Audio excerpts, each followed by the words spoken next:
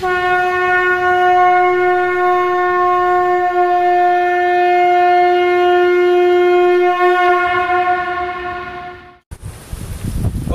नमः शिवाय।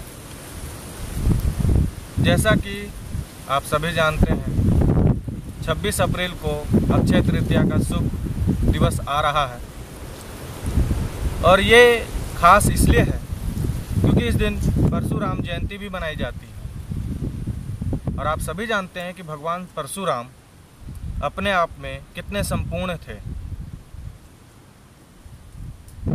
तो उसी के लिए जो है मैं आज आपको धन प्राप्ति प्रयोग बताऊंगा और ये मैं जितना हो सके संभव हो सके उतना ज़्यादा मैं सरल बनाने का प्रयास करूंगा ताकि गृहस्थ जीवन के व्यक्ति भी इसे कर सकें। और आप सभी अभी घर में बंधित हैं एक तरह से, क्योंकि अभी शायद लॉकडाउन चल रहा है अभी भी। तो इसलिए मैं यही प्रयास करूंगा कि आपको बहुत ही सरल तरीके से तंत्र पद्धति से मैं आपको जो है एक प्रयोग बता सकूं जो आप कर सकें, इस पावन अवसर का, इस अनुकूल समय का पूर्णतः लाभ उठा सकें। और मैं तो अभी हालांकि वन में हूँ, आनंद में हूँ, मुझे किसी बात की कोई चिंता नहीं है। और एक बात और विशेष मैं बोलना चाहूँगा कि जो भी मुझसे गुरु दीक्षित हैं, जो भी मेरे शिष्य या शिष्या हैं, उन लोगों के लिए एक अलग पद्धति की मैं प्रयोग प्रदान करूँगा और उनको वो प्रदान हो जाएगा व्हाट्सएप के थ्रू। लेकिन जो मुझसे दीक्षित नहीं है, जो मेरे शिष्य या शिष्या नहीं है, लेकिन उनके लिए भी मेरा कर्तव्य बनता है कि मैं उनको भी धनवान बनाने का प्रयास करूं। अपने तरफ से तो मैं पूर्ण रूप से समर्पित रहता ही हूं सभी के लिए। तो इसी के लिए मैं आज आपको एक प्रयोग बताता हूं। प्रयोग इस प्रकार है। उसके लिए आपको 2 बाजोट आम की चौकी चाहिए होगी। अगर चौकी ना उपलब्ध हो आपके पास तो आप कोई भी ईंट लेते आएँ, 2-4 ईंटें लेते आएँ ताकि देवताओं को आप अपने से ऊपर स्थान दे सकें। और उसके ऊपर एक ईंट को बनाएं। अगर आप एक बाजोट लेते हैं तो उसमें सफ़ेद रंग का वस्त्र बिछाएं और दूसरे बाजोट पे लाल रंग का वस्त्र बिछाएं। जिस पे आप सफ़ेद रंग का वस्त्र बिछाएंगे उस पर आप एक स्टील की या कांसे की या तांबे की, तीनों में से किसी की भी एक थाली लें। उसमें आप स्वास्तिक का चिन्ह बनाएं, कुमकुम से, हल्दी से, इन दोनों में से किसी भी चीज़ से, या फिर आप इसे मिश्रित करके भी बना सकते हैं। इतना संपूर्ण करने के बाद आप चावल के दाने लें, कम से कम 2 मुट्ठी जितना। विशेष तौर पे ध्यान ये रखें कि वो चावल बिना टूटे हुए दाने के हों। जितने कम टूटे हुए दाने के होंगे उतना ज़्यादा आपको अत्यंत मात्रा में लाभ पहुँचेगा। उसकी ढेरी बना करके उसके ऊपर एक साबुत सुपारी रखें और 1 रुपये का सिक्का, अगर तांबा का सिक्का हो तो अत्यंत लाभकारी है। अगर तांबा का सिक्का उपलब्ध ना हो आपके पास तो जो आपके घरेलू सिक्के होते हैं 1 रुपये 2 रुपये के, उसके आप सिक्के को वहाँ पे रखें। इतना संपूर्ण करने के बाद फिर आते हैं आप दूसरे बाजोट पे। दूसरे बाजोट पे जो है आप कोई भी पुष्प ले लें। हालांकि अभी पुष्प की व्यवस्था हो पाएगी कि नहीं हो पाएगी मैं नहीं जानता, लेकिन अगर गुलाब के पुष्प आपके पास हों, अगर आपके बगीचे में लगे हुए हों तो अत्यंत लाभकारी है। अगर नहीं हो तो कोई भी पुष्प ले लीजिए और उसके ऊपर भी एक थाली रखें। थाली के अंदर पुष्प भर दें। अगर आपके पास श्री यंत्र है घर में पहले से प्राण प्रतिष्ठित तो बहुत अत्यंत सौभाग्य की बात है। अगर नहीं है तो घबराइए नहीं, उसके जगह पे आप लक्ष्मी माँ की मूर्ति या फोटो आप उसे स्थापित करें और उसके ऊपर पुष्प अर्पित करके ही उसके ऊपर आप फोटो को रखें। इतना संपूर्ण होने के बाद फिर जो है आप इतना करने के बाद 11 दीपक लें, बाती लें, दीपक लें। दीपक जो है वो आप माटी के ले लीजिए, आपको आराम से मिल जाएगा। सबके घर में होता ही है माटी के दिए, घर या मंदिर में जलाने के लिए वो विशेष तौर पे स्त्रियां रखती ही हैं, तो उसकी कोई विशेष आपको इतना समय नहीं लगेगा। उसमें आप 11 दीपक लें और प्रत्येक बाजोट पर आप 5-5 दीपक स्थापित करें और पांचों का मुख आपके तरफ होगा। और आपका जो मुख है, जब आप मंत्र जाप करेंगे, जब आप ये प्रयोग संपन्न करेंगे, तब आपका मुख पश्चिम की तरफ होना चाहिए। इतना करने के बाद एक जो दिया बच जाएगा, क्योंकि 5-5 हो गए 10, और एक दिया जो बचेगा वो आप जमीन में रखेंगे नीचे, नीचे थोड़ा सा अक्षत रख करके या कुमकुम या रोली रख करके या पुष्प रख कर उसके ऊपर आप दीपक रखेंगे। दीपक में जो आप चाहें तो तेल या घी दोनों में से कोई भी प्रयोग कर सकते हैं और उसका भी मुख आपके तरफ ही होगा। इतना करने के बाद फिर आप अपने आगे जहां आप आसन में बैठेंगे, आसन आप कोई भी इस्तेमाल कर सकते हैं। अगर हो सके तो सफ़ेद रंग का आसन का प्रयोग कीजिए, अत्यंत लाभकारी होगा।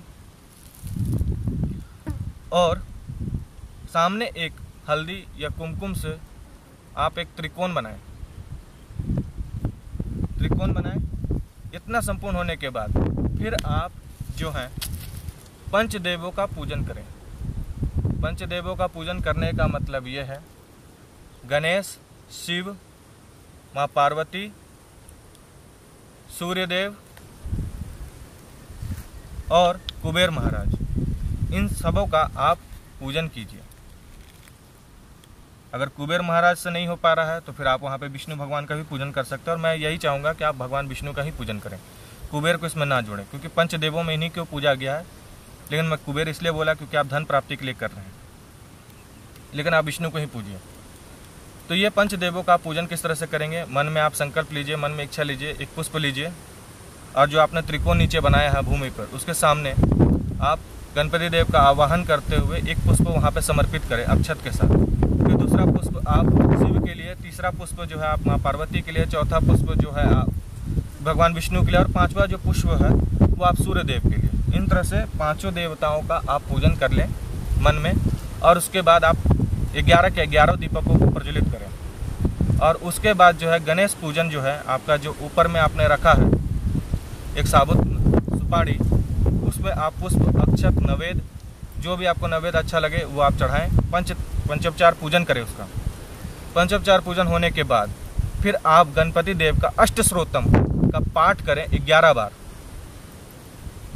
इतना संपूर्ण होने के बाद फिर आप आ जाएं दूसरे बाजोट पे। दूसरे बाजोट पे जो है आप माँ लक्ष्मी है, माँ लक्ष्मी का जो पूजन है उनको आप करें, उनका भी पंचोपचार पूजन करें, दीप धूप नवेद पुष्प इत्र इत्यादि से।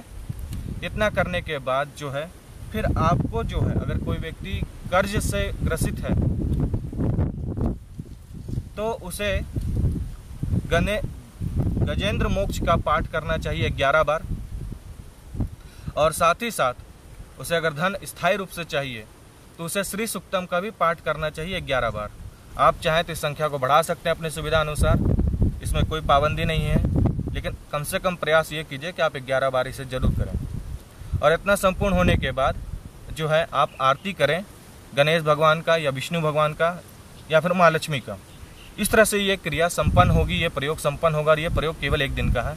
और उसके बाद जो सामग्री होगी, जो भी आपने बाजोट पे वस्त्र रखा है, पुष्प रखा है, इत्र रखा है, उन सबों को आप ले करके जो है अपने घर में ही रखें अभी कुछ समय के लिए।